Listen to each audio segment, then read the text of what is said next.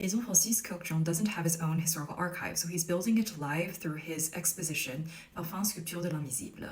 This is how a perfumer becomes a myth. In Caroline and I decode how fragrance reflects history, identity, and culture. It's not about art, music, or his collaborations. It's about legitimacy. When you see him aligning with these internationally recognized centers of soft power and culture, like Le Château de Versailles, Le Grand Palais, La Manufacture de Sèvres, he's leaning into their gravitas to help him canonize himself. We see him creating his own historical timeline from when he was young to the present day.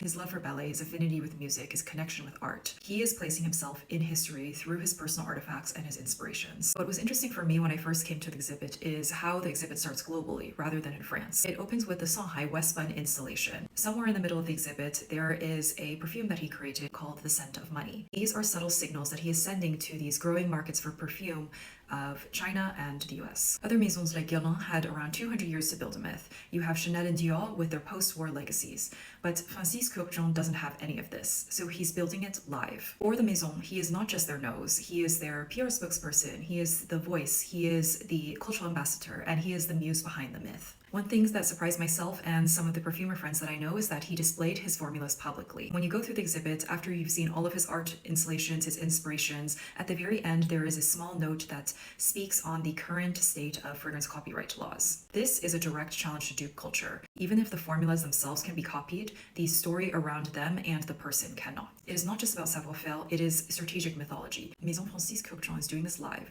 and we are watching history in the making. Follow to think deeper, not just smell better.